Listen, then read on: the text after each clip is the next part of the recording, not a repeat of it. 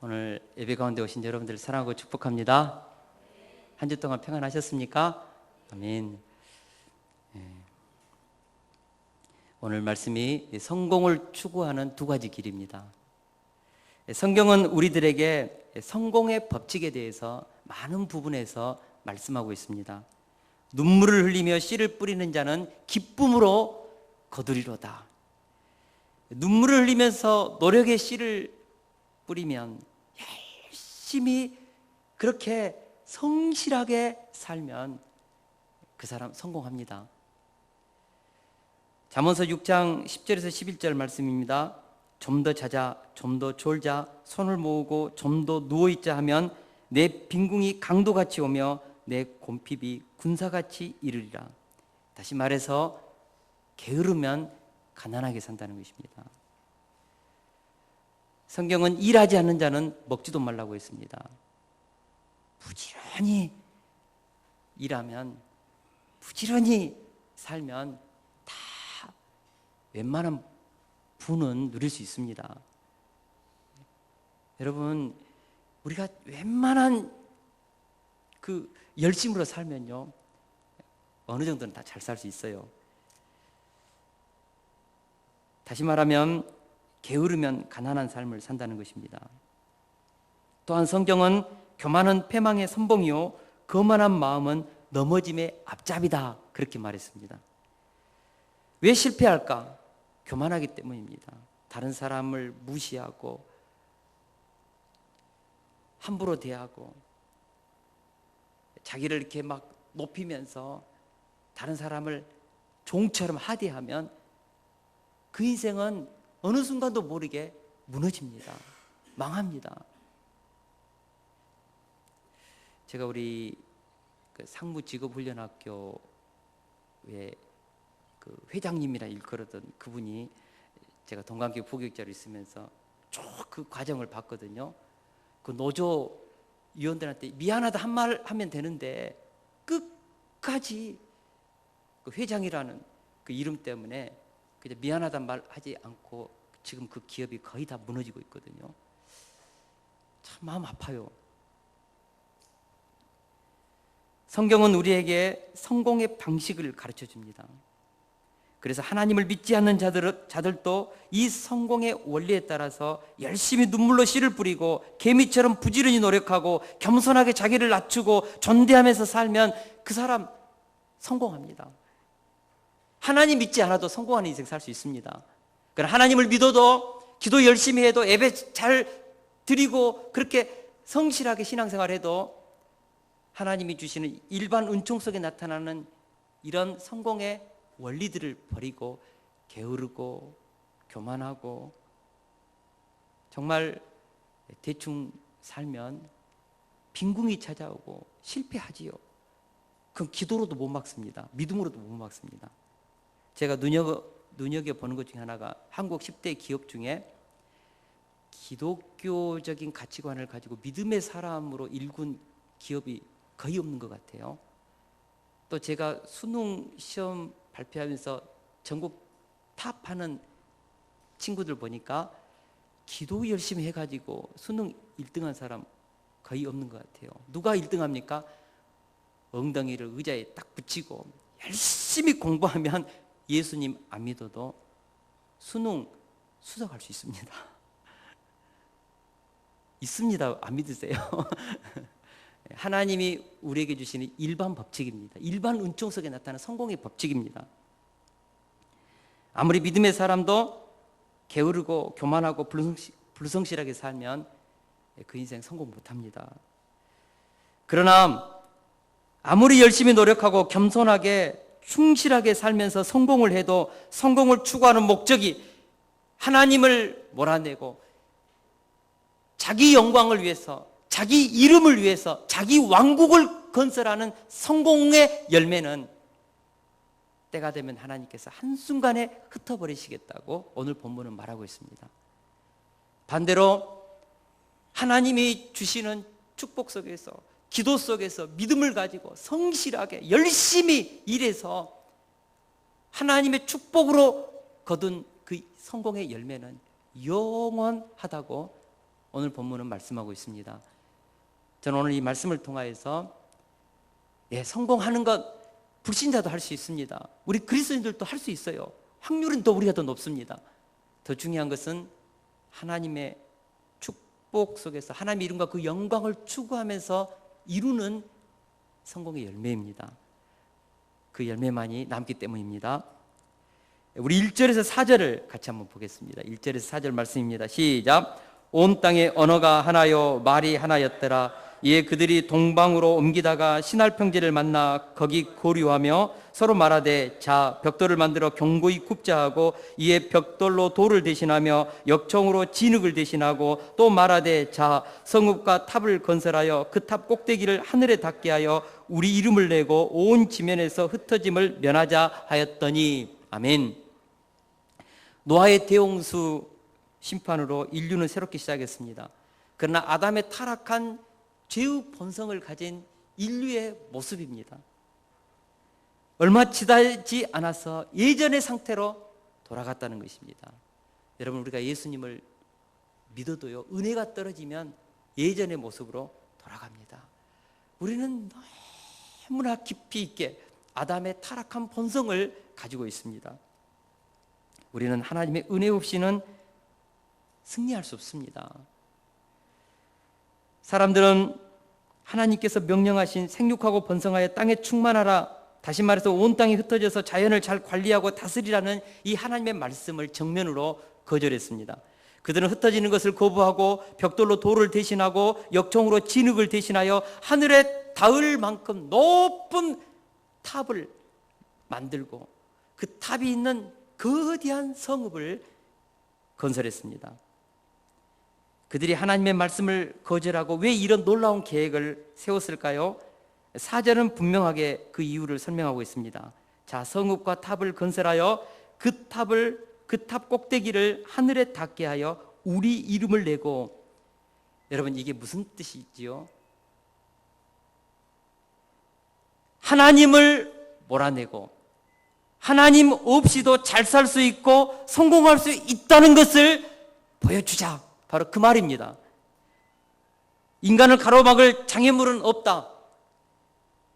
우리는 무슨 일이든지 다 할 수 있다. 인간에게 무슨 한계가 있느냐? 우리는 하늘까지 닿는 탑을 쌓아서 하늘까지 올라가서 하나님 한번 잡아보자, 하나님과 한번 붙어보자, 맞짱 한번 떠보자, 그런 생각이 그 속에 숨어 있습니다. 지극히 높은 곳에서는 하나님께 영광이요라고 했는데, 지금 바벨탑을 쌓는 인간의 모습은 지극히 높은 곳에 인간의 영광이요라고 선포하고 있습니다. 하나님을 의지 않아도 되는, 하나님의 보호하심이 필요 없는 자신들만의 보금자리, 안전한 거처, 자신들의 이름을 드높일 수 있는 영원한 문명의 도시, 자기만의 왕국을 만드는 것, 이것이 바벨탑을 쌓는 사건입니다. 이것이 바로 하나님 없이 살고자 하는 이 세상의 관점입니다. 세상은 하나님을 몰아냈습니다. 여러분, 우리가 사는 세상을 가만히 들여다보세요. 어찌하든지 하나님을 임재할 수 있는 여지를 다 밀어냅니다. 하나님을 쫓아냅니다.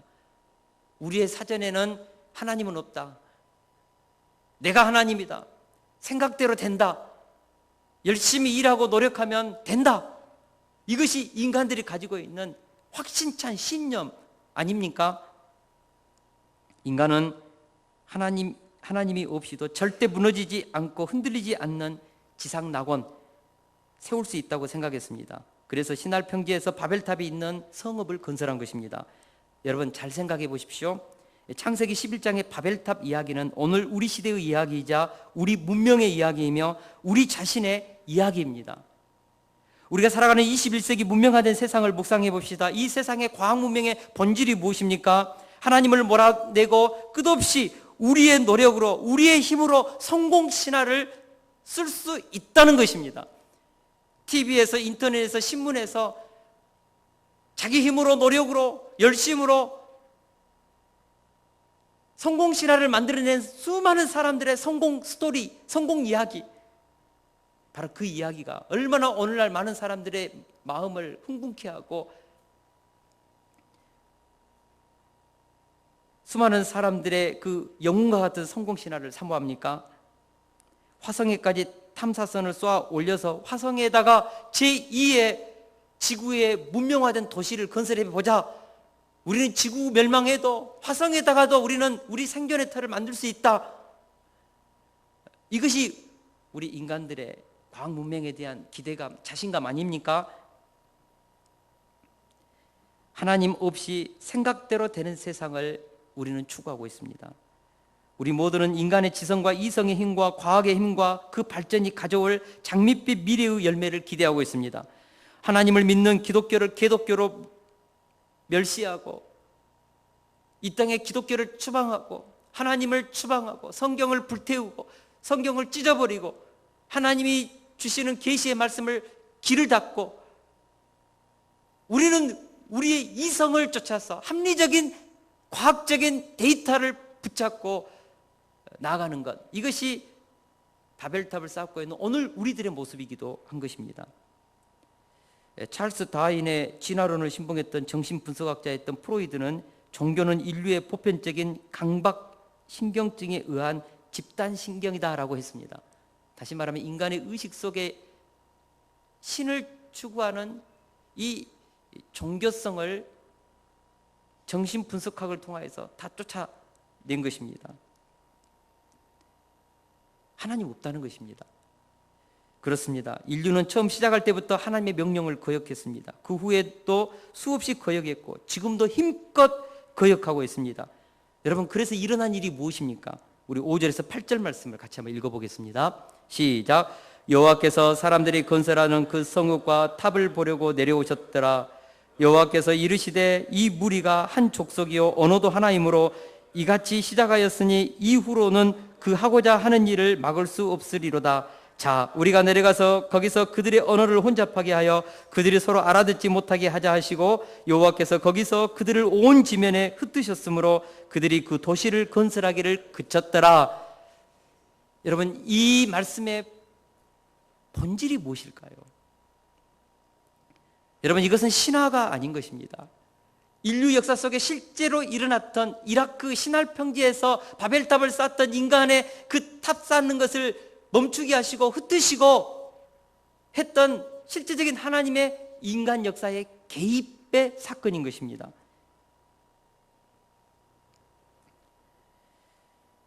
사람들이 흩어짐을 면하고자 시날 평지에 모여서 자신들의 지상 왕국을 건설하고 있을 때 하나님이 내려오셔서 인간의 반역과 교만을 보셨고 하나님을 대적하여 떠난 것을 확인하셨습니다. 결국 하나님은 이 모든 것을 보시고 내려와 언어를 혼잡하고 사람들을 흩어버렸습니다. 그리고 바벨탑을 무너뜨렸습니다. 오늘 이 본문의 말씀은 무엇입니까? 앞으로도 바벨탑을 쌓는 인간의 모든 노력들을 허사가 되게 하겠다는 하나님의 맹세입니다. 18세기 이후 산업혁명을 경험한 사람들에게 얼마나 자신감이 넘쳤는지 모릅니다. 우리가 세계 역사를 공부하다 보면 영국의 산업혁명 이후에 얼마나 많은 그 물량들이 쏟아져 나왔습니까? 수공업으로 경험할 수 없는 엄청난 그런 문명화된 제품들이 막 나왔습니다. 그래서 사람들은 콧노래를 부르며 자신감 있게 외쳤습니다. 우리가 완벽한 세상을 만들자. 편안하게 일하지 않고도 인생을 즐기는 그런 시대를 만들어내자. 단추만 눌러도 밥이 나오고 음식을 먹지 않고 땅을 갈지 않아도 영원토록 영양을 보충해서 살 수 있는 그런 신비의 명약을 만들어내자. 과학이 발전하고 의료가 기술이 발전하면 우리는 질병으로부터 해방되고 인간을 영원토록 살 수 있는, 영생할 수 있는 그런 길도 우리가 만들 수 있다. 이것이 진화론과 과학 시대 때 있었던 인간들의 낭만주의적인 그런 자신감이었습니다. 하나님을 모를 때 저는 불멸의 시대, 지상 낙원의 이런 파라다이스를 저는 인간의 과학이, 우리 인간들의 그 노력이 만들 수 있다고 저는 생각했습니다.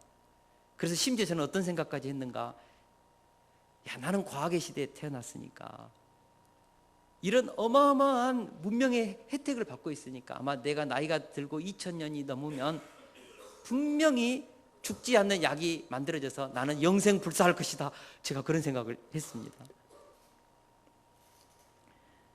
그러나 제가 하나님을 만나고 성경을 공부하면서 깨달은 것이 있습니다. 하나님이 인류 역사의 주인이요 인생의 생사화복의 주인이라는 사실을 깨달았습니다. 더불어서 이러한 생각은 하나님을 대적하는 인본주의적인 세계관인 것을 깨달았습니다. 성경은 결코 하나님을 배제한 채 이런 세상을 만들겠다는 인간의 생각을 하나님이 허락하고 있지 않다는 사실을 깨달았습니다. 하나님은 역사상 수도 없이 많은 바벨탑을 건설하는 인간들의 노력을 허사가 되게 했다는 사실을 여러분 기억하고 있습니까? 인류 최초의 제국이 어느 나라입니까? 아수르 제국입니다. 지금 흔적 있습니까? 느부갓네살 왕이 건설했던 신바벨론 제국, 그 거대한 제국이 지금 남아 있습니까? 그 바벨론 수도는 마차가 그 꼭대기 도로를 달릴 수 있을 정도로 그 성벽이 엄청나게 길었습니다. 폭이 넓었습니다. 그러나 지금은 돌 하나 남아있지 않습니다. 우리가 잘 아는 고레스 왕이 세운 페르시아 제국, 알렉산더 대왕이 건설한 헬라 제국, 인류 역사상 가장 강대했던, 가장 견고했던 로마 제국 남아있습니까? 징기스칸이 세웠던 그 거대한 인류 최고의 제국이 지금은 흔적도 없지 않습니까? 19세기 제국주의 시대 때 많은 제국주의 국가들이 자기들의 제국을 만들면서 얼마나 많은 식민지를 강탈했습니까? 나폴레옹의 제국, 히틀러의 제국, 일본의 군국주의자들이 건설했던 그 아시아의 제국이 지금 남아 있습니까? 해가 지지 않는 영국의 나라가 지금도 가능합니까? 우리가 아는 것처럼 지상에 세워졌던 모든 제국은 무너졌습니다. 왜 그랬을까요? 하나님께서 민족의 경계선을 정하셨고 하나님께서 인간의 왕국을 이 땅에 하나님을 배제한 채 사람이 만든 제국을 하나님이 허물어뜨리시기 때문에 그런 것입니다. 여러분, 지상에는 결코 영원한 제국 세울 수 없습니다. 영원한 제국 아무리 세워도 무너집니다. 이것은 국가뿐만 아니라 개인과 조직의 삶도 똑같습니다. 요즘 우리 한국의 현대그룹, 삼성그룹 위험합니다. 알고 계십니까? 흔들리고 있습니다. 제가 그 경영학 교과서를 읽어보니까 100년을 지속하는 기업들이 많지 않습니다. 그 100년을 지속하는 기업들도 성경이 말하는 이런 이념을 가질 때에 비로소 가능하지, 자기 욕망과 자기 왕국을 채우는 기업들은 한 세대를 넘기지 못합니다. 가문도 그렇습니다. 명가 3대를 가지 못합니다. 하나님은 모든 권력과 부는 영원한 바벨탑으로 구축되지 않도록 하나님께서 막으셨습니다. 하나님은 인간이 에덴으로 가는 길, 생명나무를 통해 영생의 삶을 살고자 하는 모든 길을 막고 계십니다. 그룹과 화영검으로 막고 계십니다. 그래서 인간의 노력으로, 인간의 힘으로 영원한 지상 낙원, 죽음이 없는 불멸의 세상을 만든다는 것은 불가능합니다. 하나님께서 막고 계시기 때문에 그렇습니다. 과학 문명으로, 우주과학의 힘으로, 최첨단 의료기술과 약으로, 줄기세포의 힘으로, 인간 게놈 프로젝트의 힘으로 화성을 쌓아 올리는 그 탐사선의 노력으로 인간이 만드는 지상 낙원을 이룰 수 없습니다. 한번 보세요. 한번 어떻게 되는가. 역사를 공부하고 성경을 묵상해 보세요. 해 아래 새 것 없다니까요. 제가 이번에 우리 야유회 갔을 때 우리 아이들 인생을 보면서 좀 마음이 그랬습니다. 야, 해 아래 새 것이 없는데, 그래 나는 이제 50 가깝게 살았다. 너희들 한번 살아봐라. 인생이 뭐 별거 있는 줄 아냐. 그런 마음이 들더라고요. 어른들은 그런 마음 갖지 않습니까? 여러분, 별거 없어요. 이 땅에 자기 한국, 자기 영광, 자기 나라 세워봐야 별거 없어요. 다 사라져요. 흩어져요.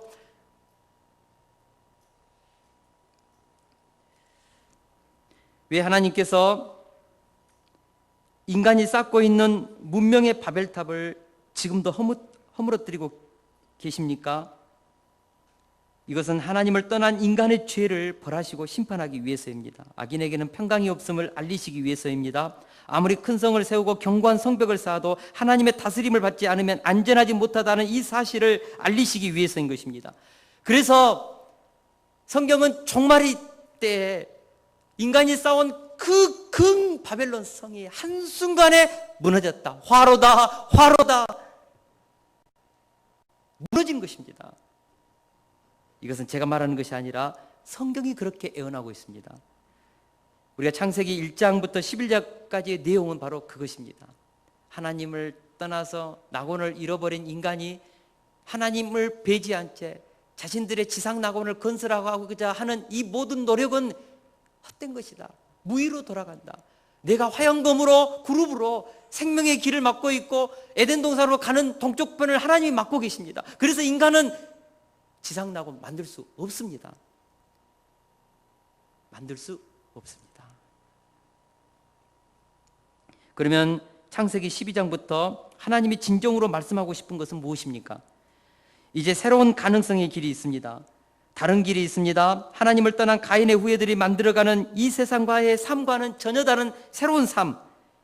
그것은 하나님을 신뢰하는 삶, 하나님과 교통하는 삶, 하나님께 축복을 받는 삶으로서 영원한 하나님의 나라에 거하면서 영생불사할 수 있는 그 길을 하나님이 인간에게 주고 계십니다. 지상낙원은 인간이 만들 수 있는 영역이 아니라 하나님이 만드시고 건설하신다는 것을 보여주기 위해서 하나님은 창세기 12장부터 새롭고 특별한 행동을 하신다는 것입니다. 그것이 바로 아브라함 한 사람을 부르심으로부터 시작했습니다. 우리 1절을 같이 한번 읽어보겠습니다. 시작. 여호와께서 아브라함에게 이르시되 너는 너의 고향과 친척과 아버지의 집을 떠나 내가 내게 보여줄 땅으로 가라. 여기서 바벨탑을 쌓고 성을 건설하고자 했던 창세기 11장의 이야기와 바로 이어지는 아브라함의 이야기는 굉장히 흥미로운 연관성이 있다는 것을 우리가 깨달아야 합니다. 아브라함은 하나님을 떠나서 자기 힘으로 성을 건설하고 이른바 문명의 도시를 이룩하고자 했던 사람들 틈에서 성장했습니다.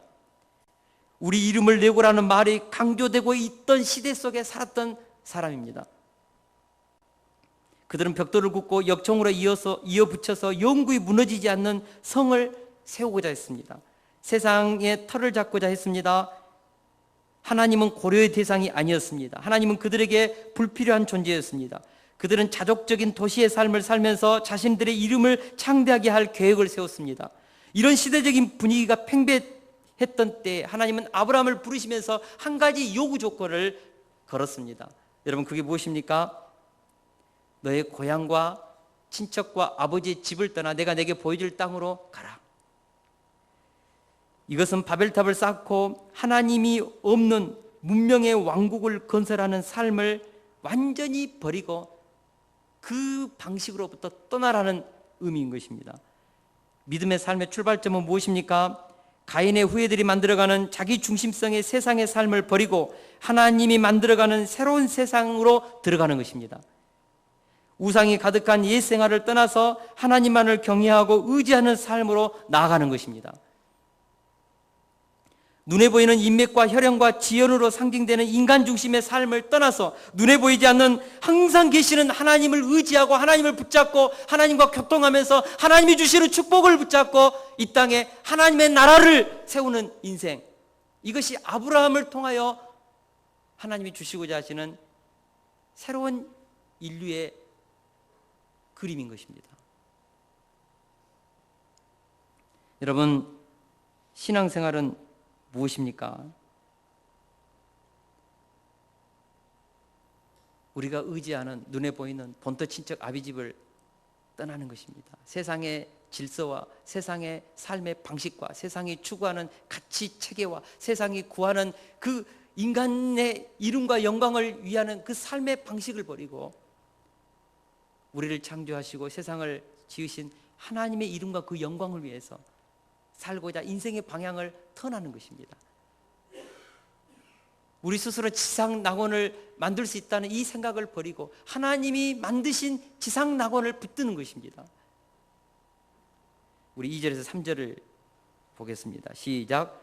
내가 너로 큰 민족을 이루고 내게 복을 주어 내 이름을 창대하게 하리니 너는 복이 될지라. 너를 축복하는 자에게는 내가 복을 내리고 너를 저주하는 자에게는 내가 저주하리니 땅의 모든 족속이 너로 말미암아 복을 얻을 것이라 하신지라. 지금까지 가인의 후예들은 내가 큰 민족을 이루고 내가 복을 만들고 내 이름을 창대하게 해서 내가 복의 근원이 되는 인생을 살겠다고 그들은 노력했습니다. 그렇게 결심했습니다.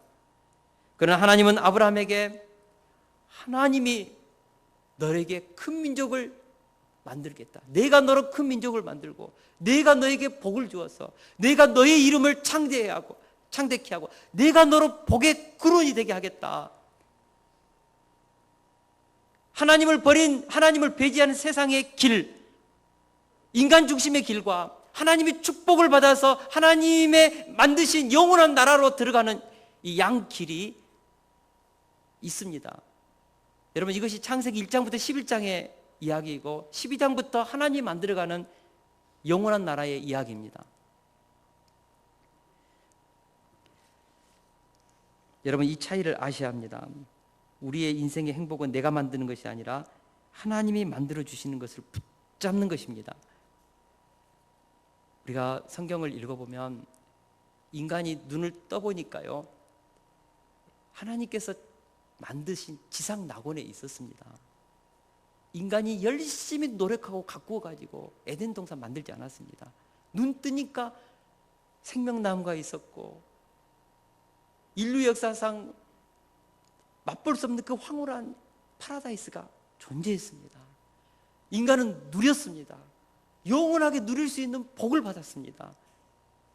그러나 하나님과 같이 되고자 하는 교만한 마음 때문에 우리는 하나님의 명령을 거역하고 하나님과 같이 되고자 하는 길을 걸었습니다. 그 순간 우리 눈이 밝아져서 우리는 하나님과 분리되고 자신과 분리되고 이웃과 분리되고 자연으로부터 분리되는, 우리는 그런 저주를 받게 된 것입니다.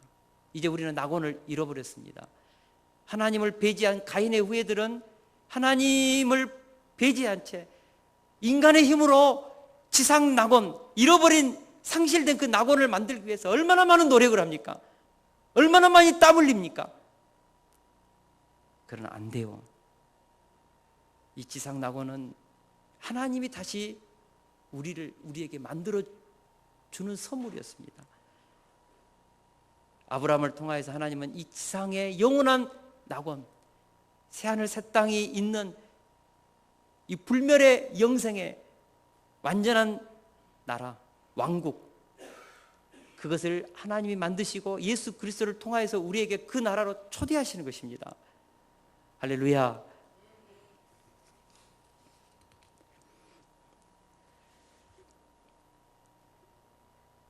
저는 믿습니다.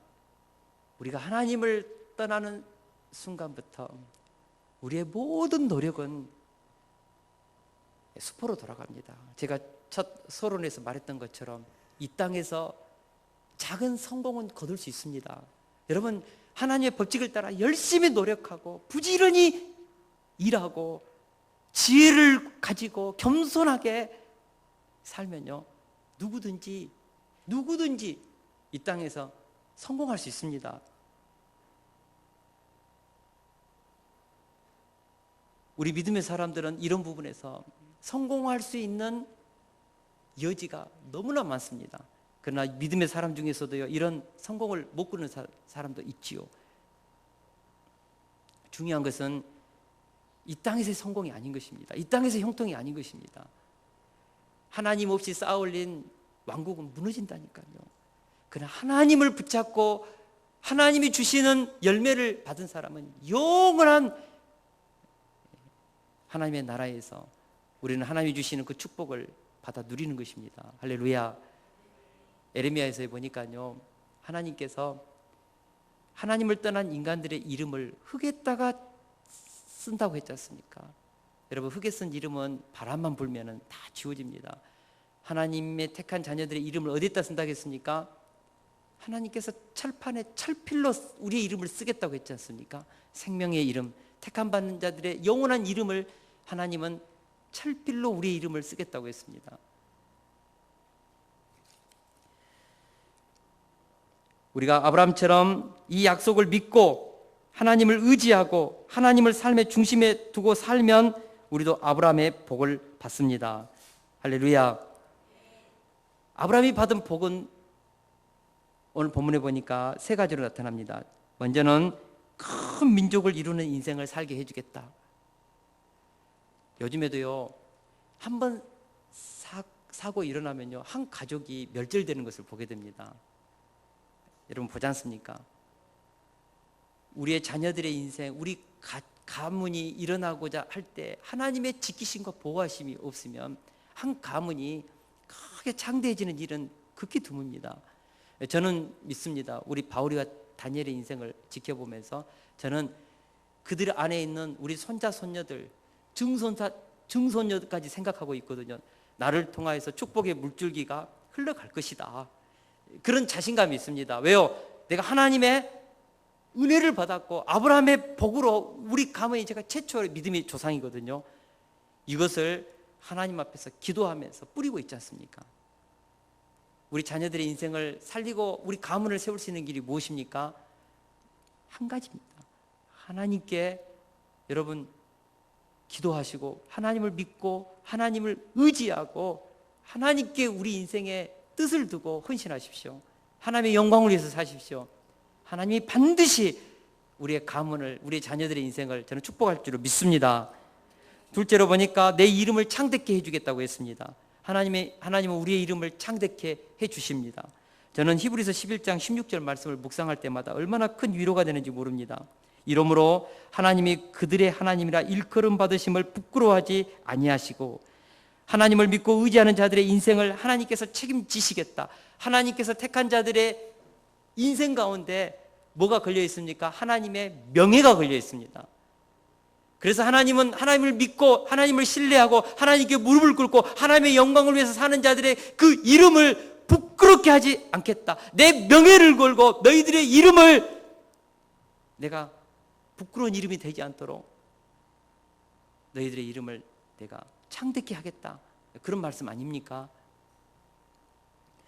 사랑하는 동역자 여러분, 제가요 신약에서 예수 그리스도의 그 12제자들을 보면서 얼마나 큰 희망을 얻는지 모릅니다. 그들은 다 갈릴리 촌뜨기들입니다. 이름도 없고 학력도 없고 인간 조건도 없고, 그러나 예수님께 부름받아서 택함받아서 그들의 이름이 얼마나 유명하게 되었습니까? 오늘날 로마에 가보면 성 베드로 성당이 있지 않습니까? 그 촌놈 베드로가, 여러분 베드로님께 죄송하지만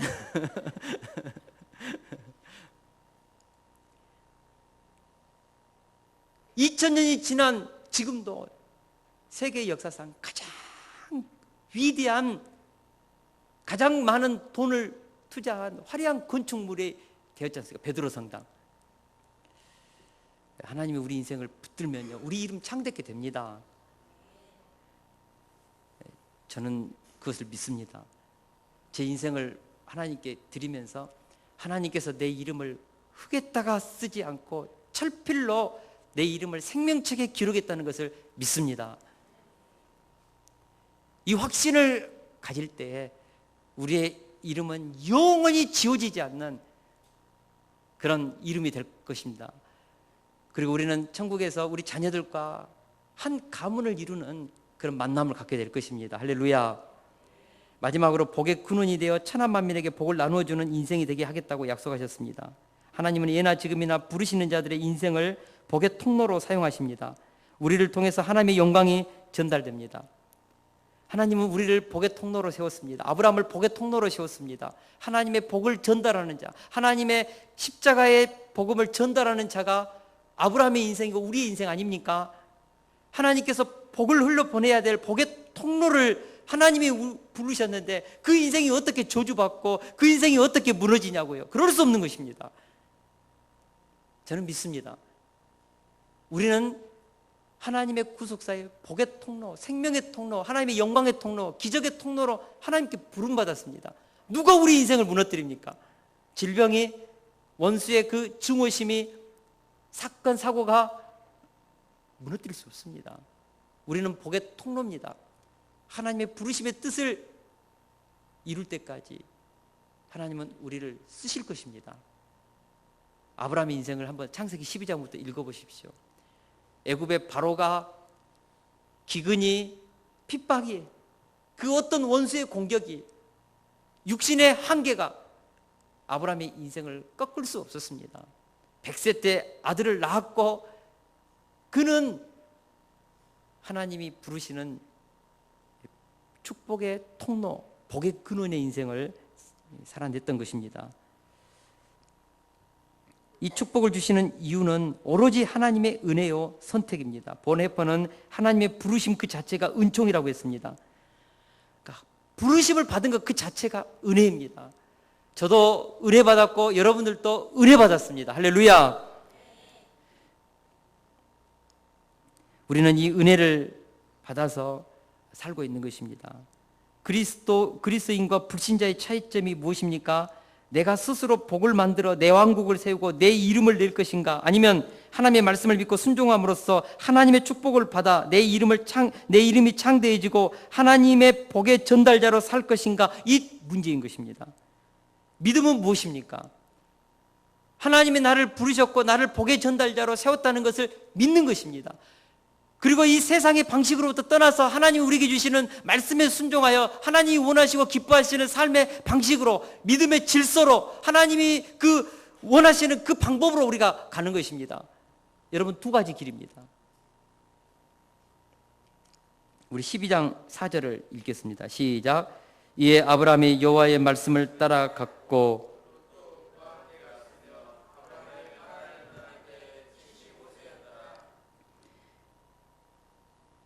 아브라함은 하나님의 말씀대로 행동했습니다. 여러분, 믿음은 무엇입니까?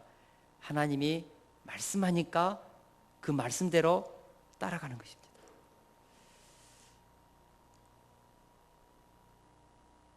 우리 준영이가 오늘 너무 예배를 잘 드려서 내가 감동이 되는데 말씀이 이해가 됩니까? 믿음은 무엇입니까? 성경에 기록된 이 하나님의 말씀을 우리가 믿고 그것을 내 인생의 기준으로 삼고 그렇게 사는 것입니다. 아브라함은 하나님의 말씀을 믿고 떠났습니다. 아브라함은 어디로 가는지 몰랐지만 누구와 함께 가는지는 분명히 알았습니다. 아브라함은 이렇게 말씀하신 하나님을 믿고 신뢰하고 믿음의 여행을 떠났습니다. 결론입니다. 우리가 믿음으로 산다는 것은 자신을 자랑하는 세상으로부터 떠나는 것입니다. 혈연과 지형과 학연과 인간 조건으로 사는 세상을 떠나는 것입니다. 자기 이름을 창대하고자 하는 야망으로부터 떠나는 것입니다. 벽돌과 역청으로 자기 왕국을 만드는 세상적 가치관으로부터 떠나는 것입니다. 대신에 하나님을 믿고 신뢰하면서 하나님이 주시는 축복으로 사는 것입니다. 하나님의 말씀을 붙잡고 믿음의 여행을 떠나는 것입니다. 때로는 갈 바를 모를 정도로 어려움이 있지만 우리는 이렇게 외쳐야 합니다. 나는 자기 중심의 세상에서 하나님 중심의 세상으로 떠났다. 나는 이 세상의 사람이 아니다. 나는 천국 시민이다. 죽음 너머로, 이 세상의 삶 너머에, 무덤 너머에 영원한 세계가 있다. 나는 바로 그 하나님의 나라로 가고 있는 중이다. 우리도 아브라함처럼 우리에게 하신 성경 말씀을 따라서 내 자신의 중심성에서 떠나 하나님을 믿고 의지하는 하나님의 중심성으로 우리가 가야 하는 것입니다. 그렇게 하면 하나님께서 우리를 큰 민족을 이루는 인생, 우리의 이름이 창대해지는 인생, 천하 만민에게 복을 나누어주는 영원한 행복을 누릴 수 있는 그런 인생으로 축복의 주실 것입니다. 할렐루야. 우리 오늘 이 찬양하면서 우리 같이 기도하는 시간 갖겠습니다.